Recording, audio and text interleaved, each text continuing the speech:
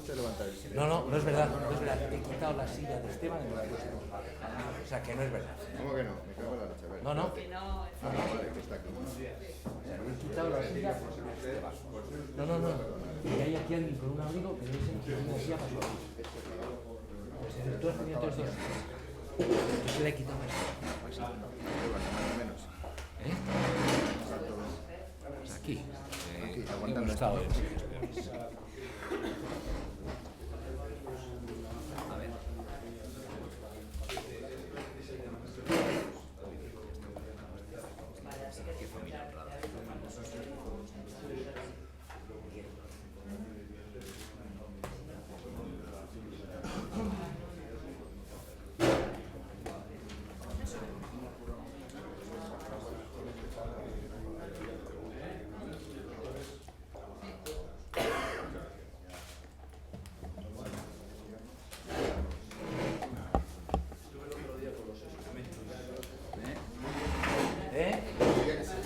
Muy bien.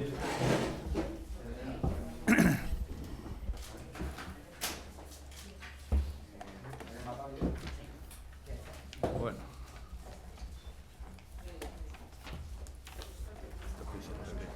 Existe la página de la convención. Bueno, del foro. Del foro.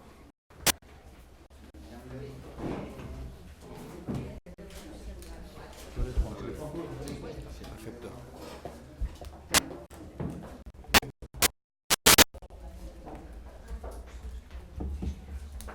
Cuando queráis, empezamos cuando estéis preparados. Si os parece, empezáis y vamos en este sentido. Bueno, oye, y yo, antes que nada, en fin, desearos a todos muy buenos días y muchas gracias por estar aquí en esta experiencia que sin duda alguna es apasionante. Intentaré responder con la brevedad debida para que así puedan entrar el mayor número de preguntas posibles. Muchas gracias. En Periodista Digital hemos abierto un foro para que sean los lectores los que le pregunten. Hemos recibido cientos de preguntas, pero la que ha destacado por encima de todas es, bueno, por decirlo una, que resume un poco, que esto Mariano se ha creado desde los años 80 y sigue contando. El PP actual no se parece al partido por el que tantos y tantos españoles han votado para que llegasen al gobierno de la nación. ¿A qué es debido que María Sanz ya no esté con nosotros? ¿Por qué muchos de los referentes del partido han pasado al ostracismo? ¿Por qué, como dicen los santos, somos ahora el partido para ayudar al gobierno? Bueno, en realidad el Partido Popular tiene los mismos principios y las mismas ideas que ha defendido siempre, que yo las resumiría, pues en primer lugar, la defensa de la Constitución española y la unidad nacional, la defensa del Estado de las autonomías, la derrota de ETA, la igualdad de los españoles en derechos, oportunidades, deberes y obligaciones, la solidaridad y la cohesión entre todos los territorios y entre todas las personas.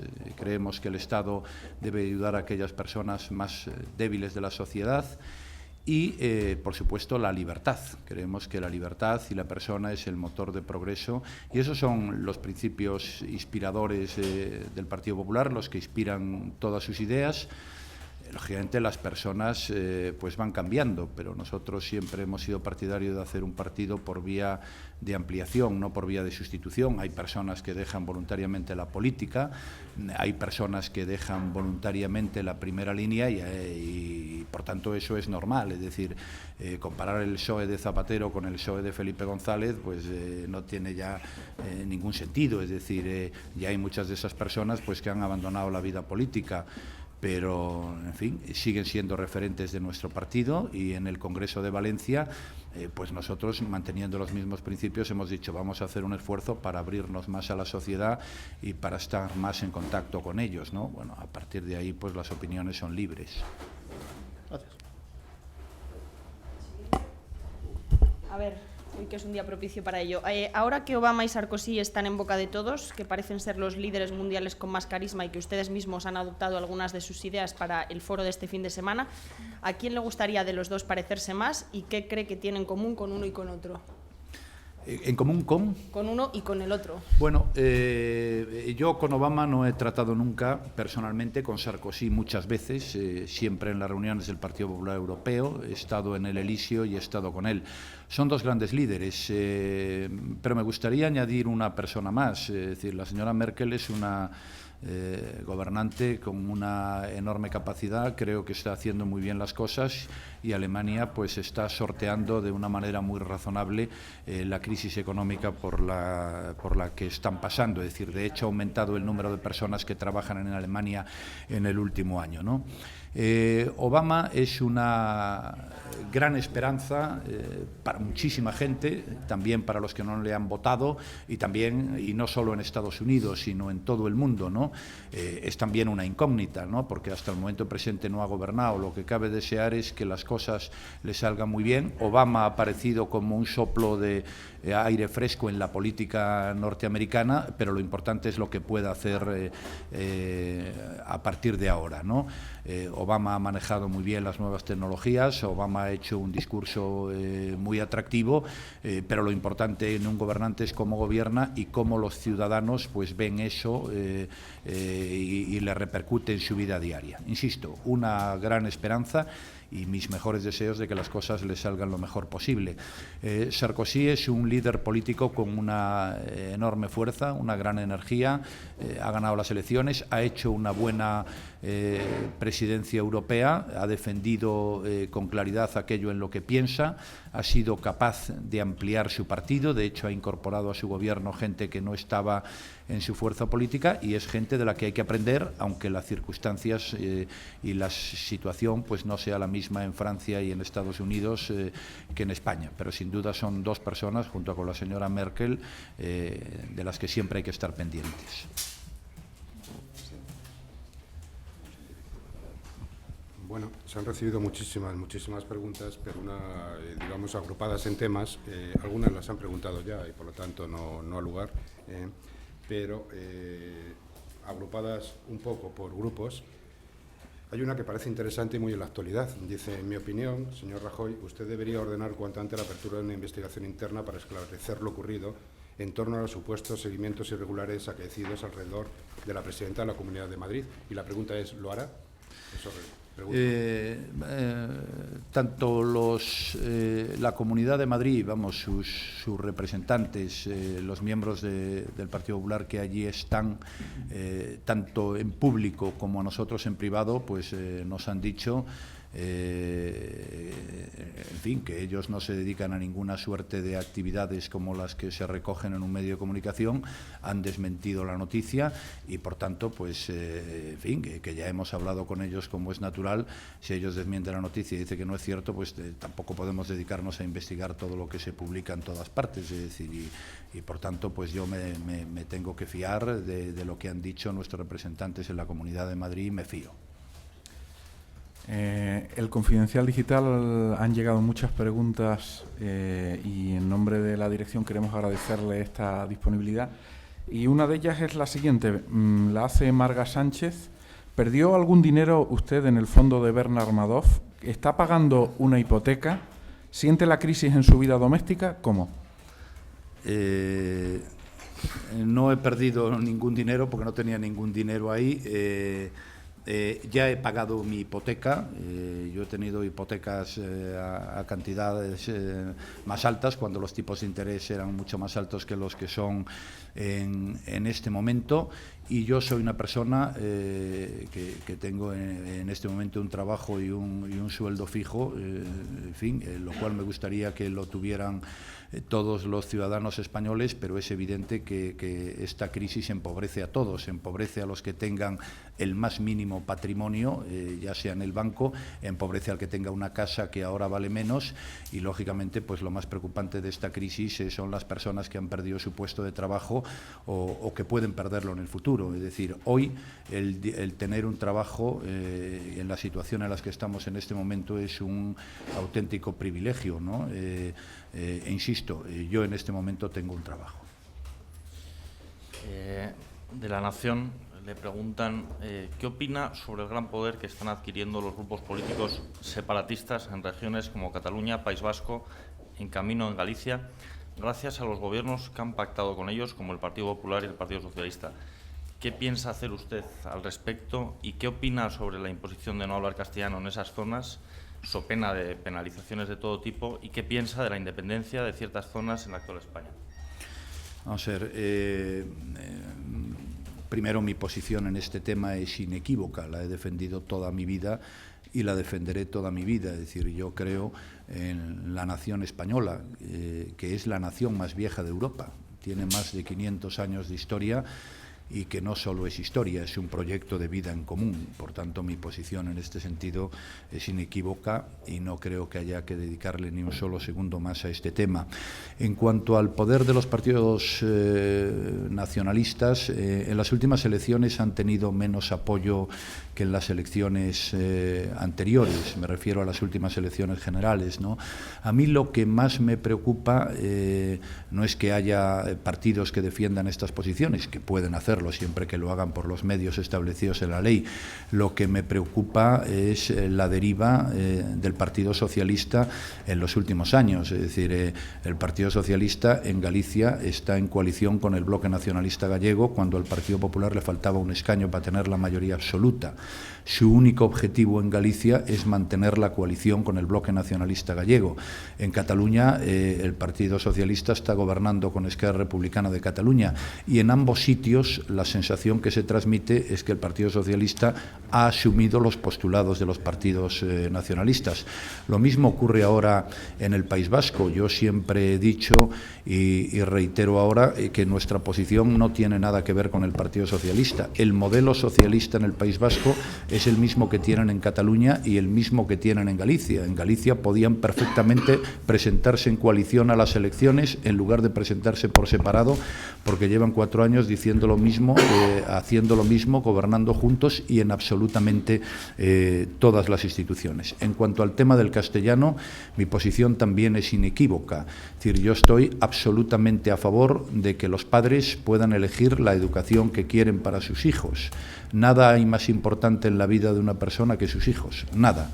Y nadie mejor que los padres son quienes para decir qué tipo de educación y en qué idioma quieren estudiar. Ningún representante político, por muy legitimado que esté, ni ninguna administración puede imponer a los padres la educación de sus hijos. Pregunta José Manuel de Tudela: ¿qué responsabilidad tiene el gobierno de Aznar, usted como parte, de la situación mediática en la que se encuentra el PP, con todas las televisiones generalistas en contra y una inmensa mayoría de medios a favor del gobierno socialista? ¿Cree usted que esto tiene algo que ver en que ni siquiera habiendo centrado el partido consiga levantar el vuelo de las encuestas? Es decir, oiga, el señor Aznar ha sido un gobernante que no se ha dedicado a inmiscuirse en la vida de los medios de comunicación ni a inventarse medios de comunicación, que no me parece que sea en absoluto la función de un gobernante. El gobernante para lo que está es para garantizar la libertad de expresión, que es uno de los derechos constitucionales y que además es uno de los derechos más importantes que tienen los ciudadanos. A partir de ahí es verdad que hay más apoyo, mucho más a las posiciones del Gobierno que a las posiciones del Partido Popular. En cuanto al tema de las encuestas, a mí me gustaría recordar algo, es decir, en las últimas elecciones el Partido Popular obtuvo el segundo mejor resultado de su historia, con más del 40% de los votos, y la diferencia entre el Gobierno y el Partido Popular tras una sola legislatura fue la menor que nunca un Gobierno tras una sola legislatura, insisto, pues tuviera sobre el segundo, ¿no? A partir de ahí, oiga, las encuestas se publican habitualmente, las hay de todos los tipos. Las últimas publicadas por los organismos oficiales, el CIS en España daba al Partido Popular su mejor resultado desde el año 2004. Se ha publicado hace poco una encuesta de autonómicas por el CIS, para entendernos andaluz, que daba un recorte de 4 puntos en Andalucía al Partido Popular. Sobre el Partido Socialista recortamos 4 puntos, y la última encuesta del CIS andaluz daba también una mejoría muy clara del Partido Popular en las elecciones generales, si se produjeran en este momento. Por tanto, las encuestas hay que tenerlas muy en cuenta, pero hay una cosa que sí es importante decir: nadie debe gobernar ni hacer oposición en base a una encuesta, porque si no sobrarían las ideas y sobrarían los dirigentes políticos. Bueno, esta es un pelín peliaguda, pero es que el tema de Jiménez Los Santos es bastante recurrente, así que desde el Semanal Digital hemos recibido varias preguntas en este sentido y resumiendo es ¿qué le ha hecho usted personalmente a Federico Jiménez Los Santos para que esté todo el día metiéndose con usted? Bueno, oiga, que yo sepa, nada, pero en España hay libertad de expresión, yo desde luego respeto todas las opiniones, soy un dirigente político, estoy sometido al juicio de todos los medios y de todos los ciudadanos como es natural, y también pues los medios de comunicación están sometidos al juicio de todos sus lectores o de todos sus oyentes. Pero en fin, España por fortuna es un país libre y la libertad de expresión es un derecho que ahí está.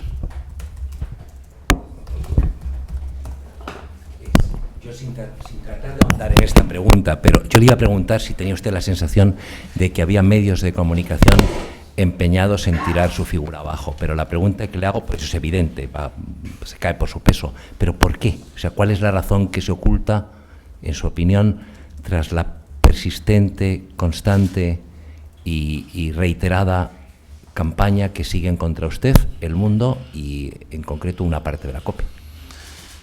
O sea, ¿qué razón se oculta detrás de eso? En fin, eso habría que preguntarle a quien, en fin, dice lo que dice de mi persona, ¿no? Porque, claro, lógicamente ellos son los que tienen la verdadera interpretación de cuáles son sus decisiones y del porqué de sus opiniones, ¿no? Oiga, yo he sido sometido a crítica, insisto, como muchos otros dirigentes políticos, en algunas ocasiones, en fin, porque hay medios de una determinada tendencia política y en otras ocasiones por las razones que ellos estimen oportuno y conveniente, pero yo desde luego defiendo las posiciones con las que me he presentado a la campaña electoral y que han recibido el apoyo de más de 10 millones de ciudadanos españoles, y a partir de ahí, pues como he dicho antes, la gente es libre, es decir, en fin, sin más límites, lógicamente, que los que establecen las leyes. Muchas preguntas son repetidas, obviamente, ¿no? Entonces voy a pasar a otro tema. ¿Por qué esta pregunta parece interesante, que enlaza con alguna anterior quizá? ¿Por qué no confiaba antes en el Gobierno en materia antiterrorista? Nos pregunta, y ahora sí. ¿Acaso ha olvidado las mentiras, en la pregunta, del presidente del Gobierno en este tema?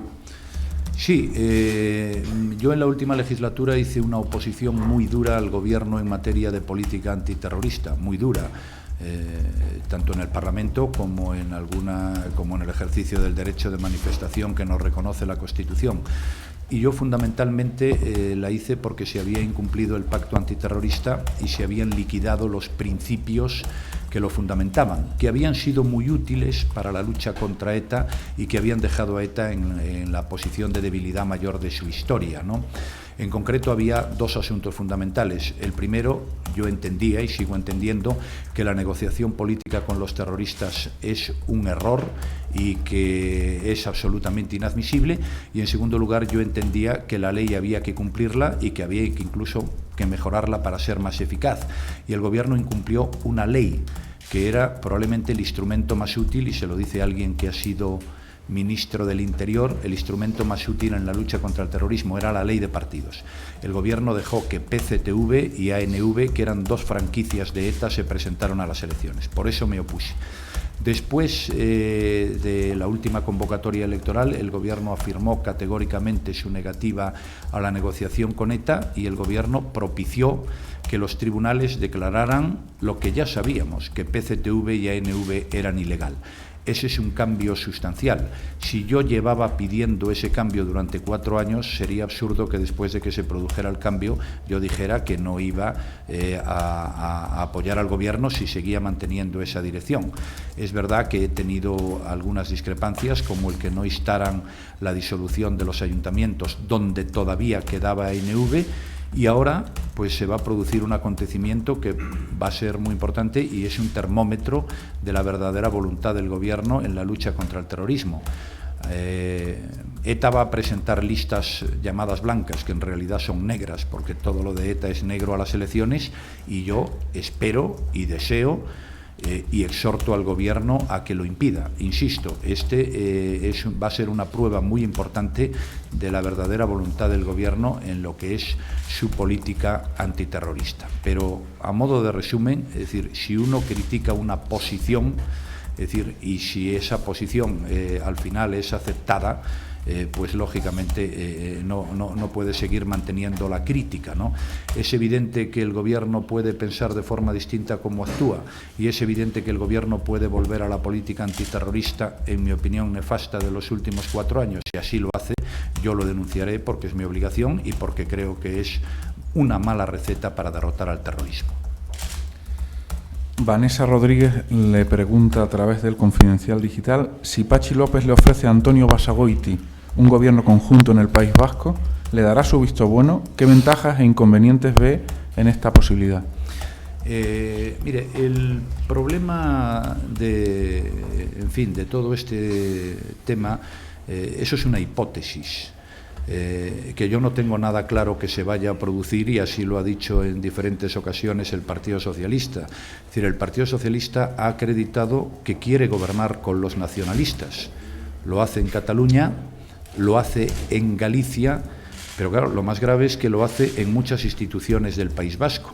En la Diputación Foral de Álava, que es una institución muy importante, después del Gobierno vasco la más importante, el Partido Popular ganó las elecciones y el Partido Socialista permitió que hoy la Diputación Foral de Álava la tenga el PNV, que tiene menos apoyos que el Partido Popular. En el Ayuntamiento de Guecho, el PNV y el Partido Popular tuvieron 10 concejales y el Partido Socialista era la llave y permitió que gobernara el Partido Popular. Es decir, siempre que el Partido Socialista tiene la oportunidad de decidir, ha decidido a favor de los nacionalistas en el País Vasco y en otros lugares de España. Por eso yo digo que en el País Vasco la posición clara, la posición nítida, la única posición que supone un cambio de verdad es la posición del Partido Popular. Nosotros en el País Vasco hemos dicho claramente qué es lo que pensamos. Nosotros estamos pidiendo el apoyo a los que se sienten españoles, a los que quieren la derrota de ETA, a los que creen en la Constitución española, a los que no quieren que ETA se presente a las elecciones, a los que quieren que sus hijos puedan estudiar en la lengua que quieran, especialmente a los que quieren que sus hijos puedan estudiar en castellano, y a los que quieren mejorar el bienestar de la gente. Patxi López se ha reunido con Otegi, y además delante de los medios de comunicación. Nosotros nunca lo haríamos. Ibarretxe tiene el plan Ibarretxe y Patxi López otro. Ninguno de los dos descarta la celebración de un referéndum. Las posiciones son muy diferentes. Yo no creo que el Partido Socialista sea ninguna alternativa al nacionalismo, porque ha asumido buena parte de sus postulados. Señor Rajoy, la pregunta más recurrente que yo siento incidir en el tema porque se ha tratado, que ha llegado a la nación, es varias personas que se definen como votantes del PP que dicen estar desencantados con la forma en la que se está haciendo la oposición, y que indican muchos que sus conocidos y familiares tienen el mismo criterio y que por primera vez están pensando no votar al Partido Popular. Le voy a hacer una pregunta que resume el sentir de estas preguntas. Indican que no están haciendo una oposición como esperábamos que fuera con toda la que está cayendo. ¿Por qué ustedes ahora están tan alejados de lo que las personas esperan oír del Partido Popular? El mensaje es poco claro y contundente. Estamos muy desorientados con la deriva del partido. ¿Lo han valorado? Sí, porque efectivamente hay alguna gente que nos ha comentado eso que usted dice, pero y es una gente cuyo criterio a mí me importa y tengo en consideración. Ahora, yo quiero recordar que la última encuesta del CIS, en general todas las que se han publicado, nos dan una posición mejor que la que tuvimos en las últimas elecciones generales en relación con el Partido Socialista. Ahora, dicho esto, nosotros hacemos oposición, pero claro, como he dicho antes, en materia antiterrorista no estamos en la situación de la legislatura anterior. Ahora no se está debatiendo el Estatuto catalán, que fue un motivo de oposición sin duda muy fuerte por nuestra parte, pero nosotros estamos haciendo una oposición muy contundente en materia económica. Hemos pedido incluso la dimisión del ministro de Economía, porque sinceramente por sus errores en el diagnóstico, también por sus errores a la hora de adoptar medidas y sobre todo por el mensaje que transmite a los españoles de que no hay nada que hacer frente a la crisis ahora. Es decir, una persona que es el responsable económico del Gobierno y que dice que no se puede hacer nada más y que se le ha agotado su margen de maniobra, es una persona que no debe permanecer al margen. Hemos pedido la dimisión de la ministra de Fomento por sus continuos y descomunales errores en materias que son muy importantes, el último por cómo trató a los ciudadanos por el deficiente funcionamiento de sus servicios públicos con ocasión de la última nevada. Hemos sido muy críticos en materia judicial y procuramos también presentar una alternativa. Hemos presentado una alternativa en materia económica que creo que es en este momento pues lo más importante que desean los españoles. Yo voy a ir ahora por el tema de la fotografía. Ha sido otro de los temas estrella de los que han mandado periodistas y tal. ¿A qué se refería usted con que quizás se extralimitaron o se pasaron en las críticas a la vicepresidenta y las ministras por el pasado de la revista Vogue? Y luego supongo que ha hablado con Soraya y si se arrepiente ella de haber hecho el pasado y si siente que Pedro J ha hecho una mala utilización o una utilización torticera de las fotos. Yo no voy a entrar en lo que hacen los medios de comunicación ni en juzgar cuáles son sus decisiones, ¿no? Yo lo que digo simplemente es que Soraya tiene mi plena solidaridad, la tiene de una inmensa mayoría de la sociedad española y creo que a la gente hay que juzgarla fundamentalmente por lo que hace, por cómo defiende los intereses generales, por cómo cumple su obligación y no porque se haga unas fotos que por los demás pues eran unas fotos muy razonables para la revista para la cual se habían hecho. Y respecto a lo de a qué se refería con las críticas, si se extralimitaron en las críticas cuando el pasado de la revista. Bueno, yo realmente yo personalmente no entré demasiado en aquel asunto. Es verdad que era algo que se hizo en una institución pública como es la Moncloa, pero creo que con lo que está ocurriendo en España, con los problemas de la economía española, en fin, con los problemas que se está planteando en cuanto al modelo de Estado y los nacionalistas, en fin, a mí no me parece que este sea un tema al que debamos dedicar mayor atención. Lo que sí necesitamos es más tolerancia y más respeto todos. Pregunta una lectora del Semanal Digital. Sus números 2 y 3 son mujeres. Si llega a ser presidente, ¿veremos a una vicepresidenta como su mano derecha? Bueno, no lo sé, lógicamente todavía, ¿no? Pero yo he elegido a las personas lisa y llanamente en función de su competencia. Yo recuerdo que cuando era ministro hace unos años, pues se publicó en no sé qué, en un medio de comunicación que yo era la persona que tenía el ministro más altos cargos mujeres, cosa que desconocía, es decir, realmente ni me lo hubiera planteado, pero efectivamente yo tengo la portavoz del grupo es una mujer de, insisto, una enorme competencia, también la secretaria general y también una de las 3 vicesecretarios es mujer, Ana Mato, es decir, yo elijo a las personas en función de su competencia y tengo que decir que las 3 lo están haciendo muy bien, le echan mucho coraje, muchas ganas y tienen una enorme fortaleza interior que en una actividad como la política, que no es fácil y que es dura, pues es algo que a mí me reconforta mucho. Pero desde luego siempre que tuve mujeres he tenido siempre una subsecretaria que era mujer, Ana Pastor, realmente siempre han estado a la altura de las circunstancias. Pregunta José Antonio Sáez a través de... perdón, me lo he saltado. Sí, un poquito. Bueno, es que hay un cúmulo de todo. De Madrid, desde luego, vienen muchas, obviamente, comunidad, ayuntamiento, etcétera. Yo voy a seguir un poco por ahí, luego voy en materia económica y también hay un montón, ¿no? Dice, ¿por qué no ha intervenido de forma contundente para detener la batalla de Aguirre y Gallardón en Caja Madrid? Porque estoy en contra de la intervención de los políticos en las cajas de ahorros, fundamentalmente por eso.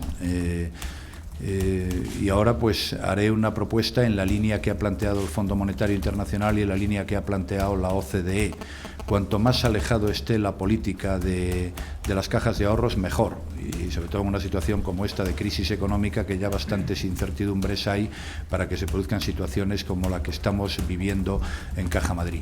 Y creo además que el Banco de España debe tener, como tiene en relación con las entidades bancarias que no son cajas, es decir, con los bancos, fundamentalmente muchos más poderes de supervisión y a la hora de regular toda la materia de las fusiones, que sin duda alguna es muy importante. Es decir, creo que los políticos están para lo que están, los gobernantes están para lo que están, y creo que la sociedad civil también tiene una función muy importante que cumplir en España. No olvidemos que el 80% de las personas que trabajan en España trabajan en pequeñas y medianas empresas. Por tanto, cuanto más se despoliticen las cajas de ahorro, mejor para las cajas y, desde luego, infinitamente mejor para los impositores.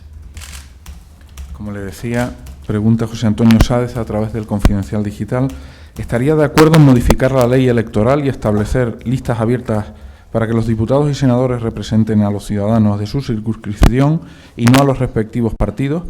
¿No le parece excesivo el número de funcionarios y políticos que hay en el Estado, ayuntamientos, diputaciones, autonomías? La primera pregunta es importante. El modelo de listas abiertas prácticamente solo existe en el mundo anglosajón, ¿no? Es un modelo de circunscripción, es decir, en lugar de elegirse por Madrid 30 y pico diputados, pues lo que se hace es se divide Madrid en 30 y tantas circunscripciones y el que gane sale. Pero claro, eso tiene un problema, que con el 51% se sale y con el 49% no tienes ninguna representación. El modelo de listas abiertas en España existe en las elecciones al Senado. Existe, es decir, en las elecciones al Senado se pone una cruz, se tacha, se quita, se pone, y sin embargo al final pues siempre acaban saliendo los mismos que la lista del Congreso.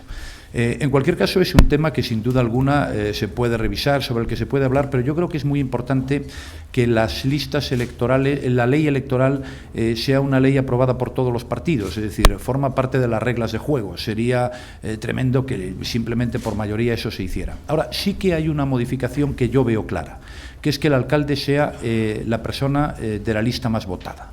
Es decir, con determinadas correcciones, es decir, no tiene sentido que un alcalde saque el 40 y tantos % de los votos y porque le falte uno para llegar a la mayoría, como nos ocurre en muchos lugares y como le ocurre también en otros, a otras fuerzas políticas, pues así se produzca.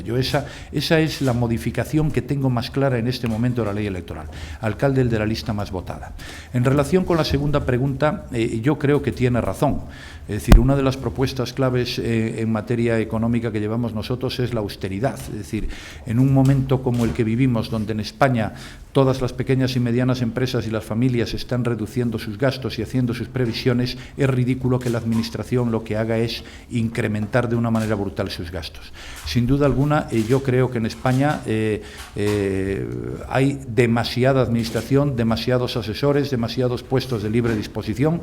Tengo que decir que nosotros en nuestra época hicimos un recorte importante, pero esa es la línea en la que hay que avanzar en el futuro. Ahí la austeridad, preguntan sobre la austeridad y la preparación. ¿Qué opina de la subida de 4.000 euros al mes que han aprobado los diputados europeos?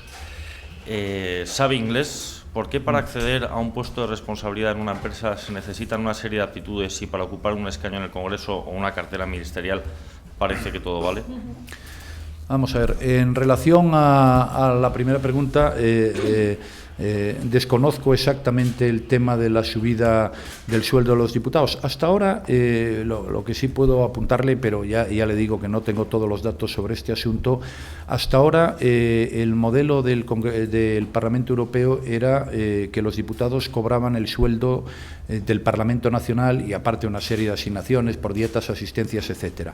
Ahora lo que se ha hecho es igualar a todos los eurodiputados independientemente del país que vean. España es uno de los parlamentos nacionales que tiene el sueldo más bajo de toda Europa y, por tanto, esta igualación supone una subida para los diputados españoles, pero supone una bajada pues para los diputados italianos, para los franceses y para los de otros países que tenían unos sueldos más elevados. En cuanto a las exigencias para ser diputado y las exigencias de las empresas, pues son diferentes. Para ser diputado, lo único que exige la Constitución es ser español y mayor de 18 años y no estar incurso en ninguna causa penal ni estar inhabilitado. Eso es exactamente lo que se exige en todos los países del mundo. Lógicamente, pues porque se representa la soberanía nacional. En las empresas, pues se exigen cosas distintas, ¿no? Depende de la cualificación. Pues lógicamente, voy a decir una obviedad, pero para ser médico se necesita una determinada carrera, que es la de medicina, ¿no? Pues para ser gerente de una empresa que tiene parte de sus actividades en el exterior, pues lógicamente se exigirán idiomas, aparte de una licenciatura en empresariales o lo que se estime oportuno, pero cada empresa exige lo que quiere. Es decir, la contratación en España es libre y, desde luego, lo que siempre procura es contratar a la gente con mayor cualificación posible, y a los diputados pues los eligen los españoles libremente. Yo ahora voy por el tema de, porque es otro de los temas claves que han preguntado los lectores de Periodista Digital, el tema del canon digital. ¿Qué le parece la colaboración tan estrecha entre el lobby que Gasgay llama él y el Ministerio de Cultura? ¿Y creen ustedes que están haciendo lo suficiente para que la gente sepa quién es Teni Bautista y cómo vive y demás y cuánto cobra?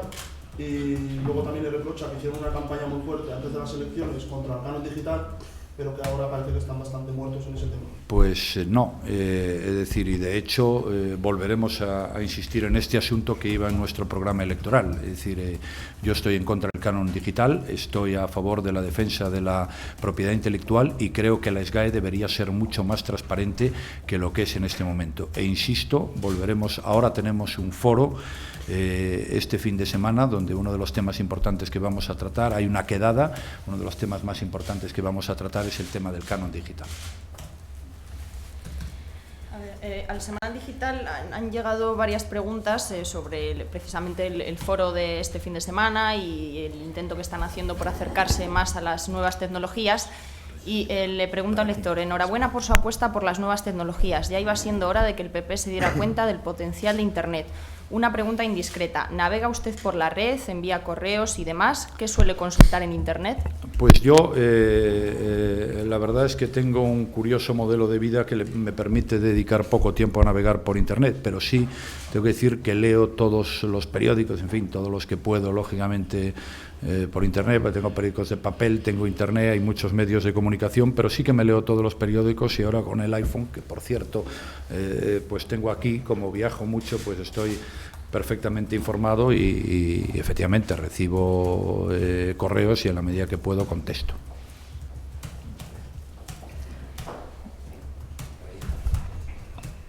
De todas formas, ya todos nosotros tomamos nota de que el otro día ya dijo usted que si montábamos una gran empresa digital no contratásemos a Rajoy, o sea, somos conscientes de eso. En cualquier caso, nosotros pusimos una encuesta ayer preguntándole a la gente qué opinaba sobre las distintas previsiones que se han hecho sobre la crisis, y no le voy a dar el resultado que hay hasta ahora. Han votado hasta ahora 1.084 personas. Le preguntamos de las distintas previsiones que hay, los distintos pronósticos que se hacen sobre la crisis que nos embarga, pero ¿cuál es la suya? Usted, después de lo que dijo ayer la Unión Europea, después de lo que volvió a decir el señor Solbes, de lo que volvió a decir el presidente Zapatero, supongo que sus expertos le habrán informado, señor Sí. Montoro y todos estos, de lo que se avecina. ¿Cuál es el pronóstico, a la luz de todo esto, que hace usted y que hace el PP? Muy bien, el señor Rojo hace un comentario al que voy a contestar con su permiso. No, y una no pregunta. contratarle, dice. Sí, eso es un No, comentario. usted lo dijo el otro día en la radio. No, que sí, que es un comentario. Nosotros hemos tomado nota, No, no. y al señor a Esteban sí lo vamos a fichar, pero a usted Bien, ninguna. Yo no voy, entonces. efectivamente, es un comentario sobre el cual yo quería hacer un comentario y que además está muy relacionado con la respuesta a una pregunta que acabo de dar. Oiga, yo tampoco me contrataría de médico, ni de ingeniero, ni probablemente a estas alturas de abogado. Es decir, por fortuna, cada uno en la vida sabe de lo que sabe, y yo, si tuviera una empresa, siempre intentaría contratar, si pudiera, al mejor. o a los mejores. Es decir, yo ya le digo, ni de médico, ni abogado, ni de tal. Es decir, yo en este momento, para lo que me creo capacitado y donde creo que puedo aportar y donde tengo experiencia, porque la tengo de gobierno y del ejercicio de la oposición, es en la política, que es a lo que me dedico. Nunca me contrataría tampoco para un equipo de fútbol. En relación con las previsiones económicas, bueno, este es el asunto más importante que hay en España en este momento. Yo creo que en España se ha engañado a los españoles y, además de engañar, se ha equivocado absolutamente el diagnóstico. El señor Solbes, el último viernes, el Consejo de Ministros de España ha rectificado absolutamente todo lo que venía en los presupuestos generales del Estado, que yo ya le dije en el debate con meridiana claridad que todo era una mentira y un engaño. Las previsiones, mire, yo le voy a dar mi opinión. Yo creo que de la crisis se sale en el medio plazo. Pero de la misma manera que le digo eso, le digo que lo que más me preocupa, a lo que yo tengo ahora verdadero miedo, es a lo que haga el Gobierno. A mí lo que ha pasado, la crisis financiera mundial, todos los errores que ha cometido el Gobierno hasta ahora, no me preocupan. Es ya agua pasada, es decir, ya están ahí. Lo importante es lo que pueda hacer el Gobierno en este momento. Y creo que el Gobierno, ayer ha sido rectificado por la Unión Europea, sigue equivocándose y sigue empecinándose en el error.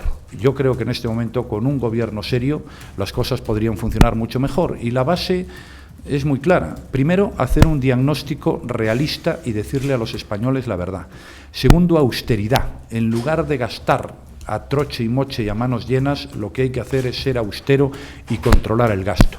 En tercer lugar, trabajar para que las pequeñas y medianas empresas y las familias puedan disponer de crédito, cosa que se puede hacer después de las ayudas que se le hicieron a los bancos. Y en cuarto lugar, bajar los impuestos, que sería en este momento muy importante. El señor Obama los va a bajar, a ver si lo hace el señor Zapatero. Y en quinto lugar, iniciar un proceso de reformas estructurales en la economía española que se detuvo desde que el señor Rodríguez Zapatero llegó al poder y decidió que de la herencia y de la inercia se podía vivir indefinidamente, lo cual, desgraciadamente, pues no es cierto.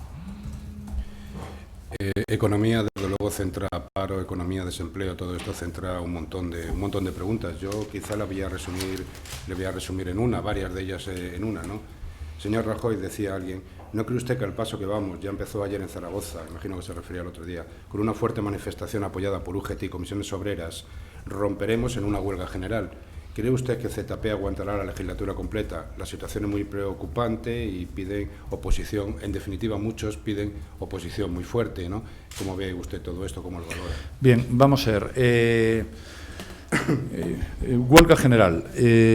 Sinceramente, yo no estoy a favor de las huelgas generales. Es decir, los problemas que tienen en este momento las empresas españolas, que son las que, insisto, en donde trabajan el 80% de todas aquellas personas que tienen la posibilidad de trabajar, los problemas son de una enorme gravedad y creo que una huelga general solo serviría para aumentar esos problemas. Por tanto, yo digo lo que pienso y lo digo con meridiana claridad.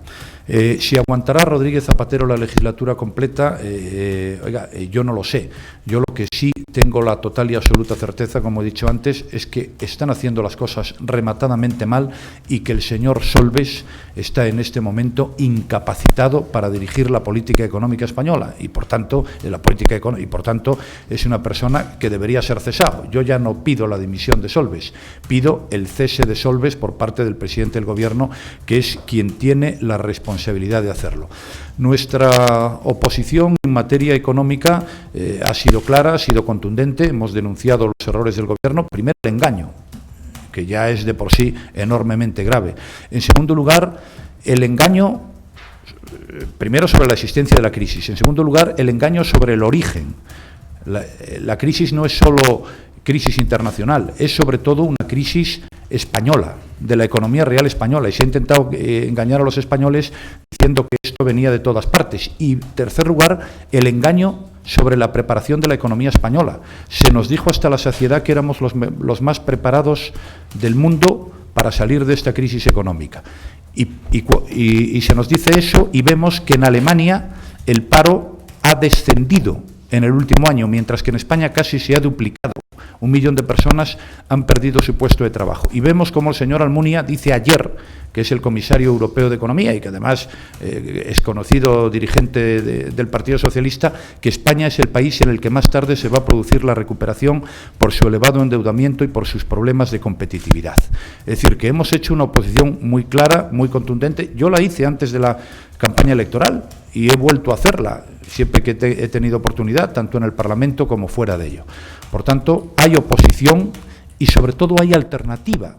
Es decir, es que las cosas se pueden hacer de manera distinta y además es obligado a hacer de manera distinta. Es decir, se está haciendo rematadamente mal y lo más preocupante es que se sigue haciendo rematadamente mal y no hay ningún viso de rectificación por parte del Gobierno de España. Insisto, Solbes ya no vale, ya no puede estar al frente de la política económica y la política económica hay que cambiarla de arriba abajo porque se está haciendo lo contrario de lo que hay que hacer. Un lector nos ha dejado en el Confidencial Digital la siguiente pregunta. ¿Por qué no aprovechó el Partido Popular sus 8 años en Moncloa para arreglar la situación agónica que vivimos quienes trabajamos en los juzgados españoles? Bien, realmente eso es una pregunta que tiene muchísima razón. Es decir, el Partido Popular ha hecho un esfuerzo importante en materia de justicia cuando estábamos en el Gobierno, pero es verdad que hay que hacer infinitamente más. Es decir, este era uno de los puntos más importantes del programa y va a ser uno de los puntos importantes del próximo foro que celebraremos el fin de semana. Hay en España 2.700.000 asuntos pendientes a los tribunales. Es decir, que hay 2.700.000 españoles que han ido a los tribunales a que se les reconozca sus derechos y ven cómo los asuntos están pendientes. Hay casos que son verdaderamente sangrantes. Hace no mucho tiempo vimos cómo era asesinada en Huelva una niña, Mariluz, y Mariluz fue asesinada, un asunto que ocupó mucho a los medios de comunicación, porque la administración no funcionó, porque la persona que lo asesinó tenía que estar en la cárcel, porque había sido condenado a pena de cárcel. Y es vergonzoso que instituciones como la Seguridad Social o la Agencia Estatal Tributaria estén perfectamente informatizados y dándole a un botón, solo a un botón, salgan allí los datos de cualquier ciudadano español y, sin embargo, pues los juzgados ni siquiera tengan interconexiones informáticas y carezcan de medios materiales y personales. Ha habido huelgas de secretarios judiciales, del personal y de los oficiales y auxiliares de la Administración de Justicia. Hay una amenaza de huelga de jueces y esta, sin duda alguna, es una prioridad nacional. Señor Rajoy, en parte ya ha contestado antes, pero preguntan qué espera de la nueva presidencia de Barack Obama para Estados Unidos y cómo puede afectar a Europa y si han pedido ya una cita con el futuro presidente. No, hoy ya lo hicimos cuando ganó las elecciones, lo hemos hecho hoy, día que va a tomar posesión a las 6 de la tarde. Hemos felicitado al señor Obama. Creo que es una gran esperanza para todos y yo le deseo que tenga el mayor acierto posible porque sus decisiones no solo afectan a los ciudadanos de Estados Unidos, sino a los de todo el mundo. Hasta donde yo he visto, el señor Obama ha hablado mucho de política interna y ha hablado menos de política exterior, que es lo que más nos puede afectar a los europeos y también a los españoles. Yo creo que él ha hecho un buen discurso, que es exactamente el contrario del que ha hecho Rodríguez Zapatero y el que se debería hacer en España. Ha dicho que las cosas están muy difíciles y que, por tanto, pues van a pasar muchos sacrificios. Ha anunciado algunas medidas importantes en materia de reforma fiscal. Yo espero que las ponga en marcha y que las cosas vayan bien. En materia de política exterior, no se ha pronunciado hasta el presente momento con claridad sobre el conflicto de Oriente Medio, pero yo tengo la firme convicción de que va a hacer, junto con el resto de los actores internacionales, el mayor de los esfuerzos para que un conflicto como el de Oriente Medio, que data en su versión moderna desde la creación del Estado de Israel en el año 48, ya de hace 60 años, pero que incluso podríamos remontarnos más atrás, para que se resuelva definitivamente. Creo que va a hacer una retirada paulatina de tropas en Irak, que era lo que estaba previsto por la anterior administración, y he entendido que va a incrementar su presencia en Afganistán en defensa de la democracia, la libertad, la seguridad de todos y los derechos humanos. Es lo que he visto. Hay muchísima confianza depositada en Obama y yo estoy convencido de que va a estar a la altura y de que todo el mundo le va a ayudar. Un momento. Yo quisiera que constara que esta primera experiencia, que no ha tenido lugar otra similar, al menos en España, se está pudiendo realizar gracias a que Telefónica nos ha puesto los requisitos técnicos para que podamos hacer este trabajo. Dicho lo cual, y según el tiempo pactado, anuncio que entramos en la última ronda de preguntas. Vale, nosotros estamos aquí de chat en vivo y están insistentemente preguntando, volver al tema de los santos. Fátima de Zaragoza pregunta, dice, usted acudió a la mañana de la COPE un día antes de las elecciones de marzo, desde entonces no ha vuelto al programa de los santos y han pasado ya varios meses. Me gustaría saber si es porque no le he invitado a usted o si es por una decisión personal, una decisión suya o de sus asesores, y si es así, ¿hasta cuándo va a durar el boicot al programa y utilizar la palabra boicot? Mire, yo le voy a decir una cosa. Yo esta misma semana, ¿fue esta semana? ¿O no? ¿Fue la pasada? La semana pasada estuve en el programa de César Vidal porque me invitó a las 10 de la noche. Y hace aproximadamente un par de meses estuve en el programa de Cristina López Stirling porque me invitó. Y yo, pues, normalmente atiendo las invitaciones de todo el mundo, en fin, sin más límite, que el tiempo es el que es y que hay muchos medios de comunicación. Pero yo no me he negado a ir a ningún medio de comunicación. Es decir, mañana estoy en otra emisora de radio, el fin de semana he estado en otra, e insisto, he estado en la COPE este mismo año, en concreto el día 12 de enero, en el programa de César Vidal. Yo no boicoteo a nadie. ¿Sabes que no le he invitado al programa?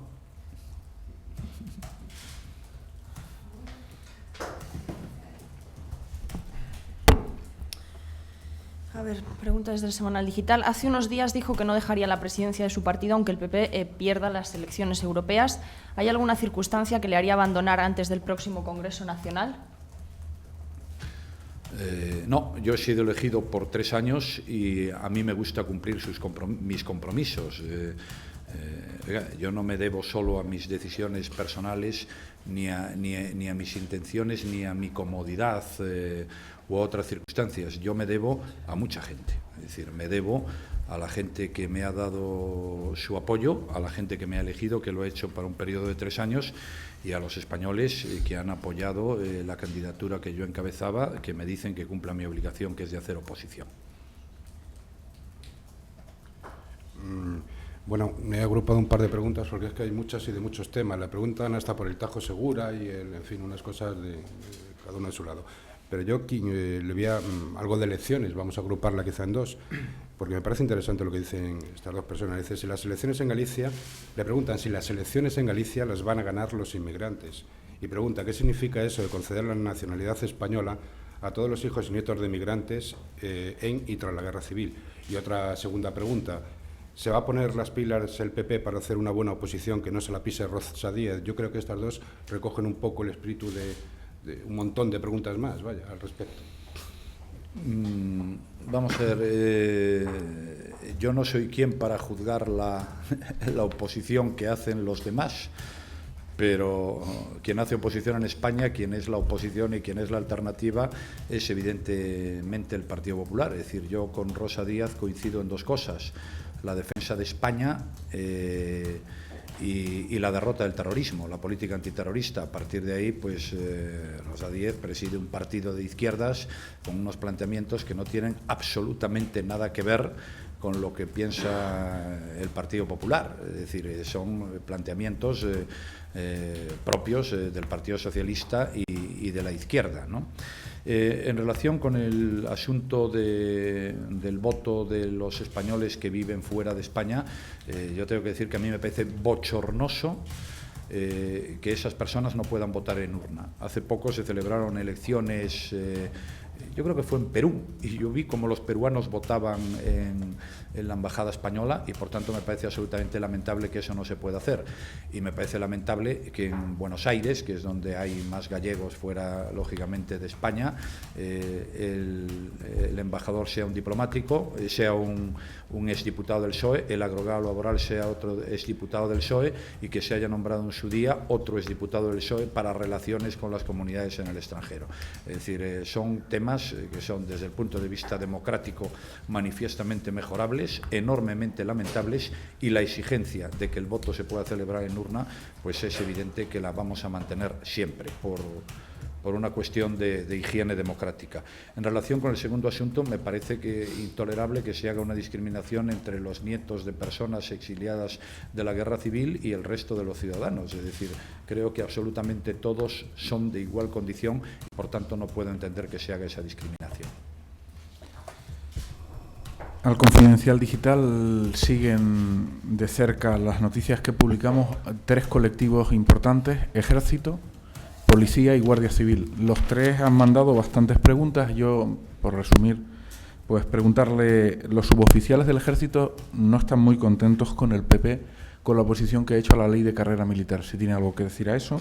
La Policía pregunta por las policías autonómicas. ¿Qué postura tiene el PP ante la pretensión de crear futuras policías autonómicas? Y por último, los guardias civiles vienen a preguntar cuál es su postura respecto a las sanciones posibles a manifestantes que lleven el tricornio. Me acaban de comunicar que han muerto en un avión militar 2 miembros de nuestros ejércitos en Albacete, ¿no? En la provincia de Albacete. Quiero trasladar mi sentimiento y mi pesar a sus familias y nuestra solidaridad a todos los miembros de las Fuerzas Armadas. El Ejército es una necesidad nacional, como lo es en todos los países del mundo. Defiende nuestra seguridad, defiende la libertad, defiende la democracia, defiende nuestra independencia como país, y quiero manifestar mi solidaridad y mi apoyo y mi cariño a todos los miembros del Ejército español, y particularmente en este caso, pues mi solidaridad con los familiares y amigos de los 2 miembros de nuestros ejércitos que han fallecido. En relación a la ley de carrera militar, tengo que decir que nosotros no hemos votado a favor de esta ley, que me parece un despropósito. Ha habido una ley en el año 1989, gobernando el PSOE, siendo Narcís Serra, creo recordar, ministro, que se consensuó entre todas las fuerzas políticas. Ha habido otra ley en 1999, gobernando el PP, el ministro era Eduardo Serra, que se consensuó entre todas las fuerzas políticas. La última ley del año 2005, el PSOE prefirió pactarla con los nacionalistas antes que hacerlo con el Partido Popular, entre otras cosas porque nosotros no estábamos de acuerdo con el tema por el que a buen seguro se interesa la persona que se ha dirigido a usted, y nosotros desde luego vamos a enmendar, ya lo hemos hecho en la Ley General de Presupuestos, no se han aceptado nuestras ponencias, pero vamos a seguir dando esa batalla para defender los derechos de los suboficiales y también los derechos de los oficiales, que son derechos adquiridos y que no se puede liquidar de manera arbitraria por una ley. En cuanto a las policías autonómicas, yo no estoy a favor de que haya más policías autonómicas en España. Existen en este momento 2, la Ertzaintza y los Mossos d'Esquadra, y mi opinión es que no debe haber más policías. Antes, al contrario, debe fortalecerse el número de miembros de las fuerzas y cuerpos de seguridad del Estado. Hay un hecho que me parece muy importante y muy significativo en este momento. En España hay hoy un verdadero problema de seguridad ciudadana.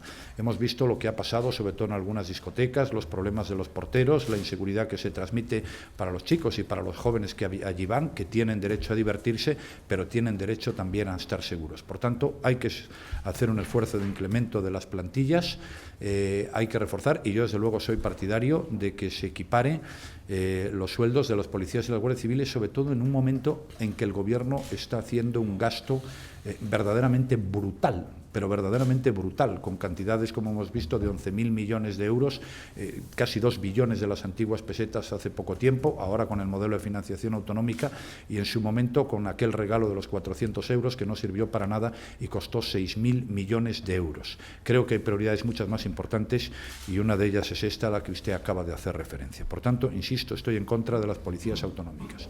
En cuanto al tema de los tricornios, yo estoy, y es una posición que he defendido siempre, he sido ministro de Interior, del carácter militar de la Guardia Civil, y no soy partidario ni de sus derechos de sindicación ni de huelga. Y en ese sentido pues coincido, mientras mantenga esa postura, con el Gobierno, que probablemente pues debiera ser más fino y actuar de una manera más razonable. Pero mi posición es a favor del carácter militar de la Guardia Civil, mejorando, como he dicho, su situación económica y su propio modelo de vida, el de los propios cuarteles. Pero creo que debemos seguir con una regulación como la actual.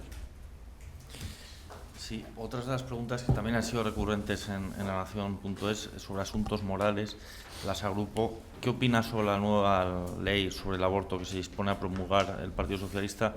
¿Cuál es su postura sobre la posible ley de eutanasia?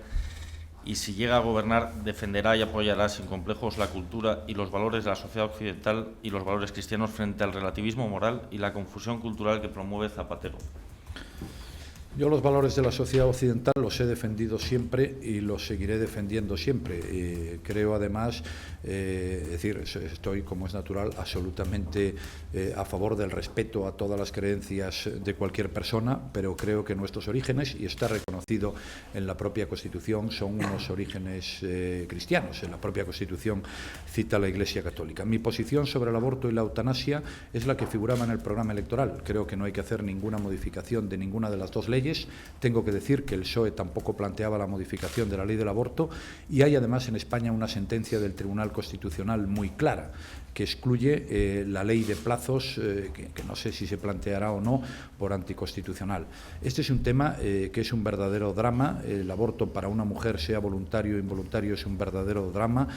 No se debe plantear como un tema partidista ni como un tema de debate político. Yo creo que hay que ayudar a la mujer, hay que asesorarla, hay que atenderla durante la gestación, después del parto, y hay que hacer el mayor esfuerzo para actuar con un mínimo de sensibilidad y de moral. Estamos hablando de seres humanos, de personas que sufren, y todos pues conocemos experiencias, y por tanto, insisto, no me parece lo más oportuno en este momento proceder a ninguna modificación, sobre todo cuando el Tribunal lo ha dejado muy claro. Creo que lo que hay que hacer es ayudar a la mujer, entenderla, respaldarla y protegerla.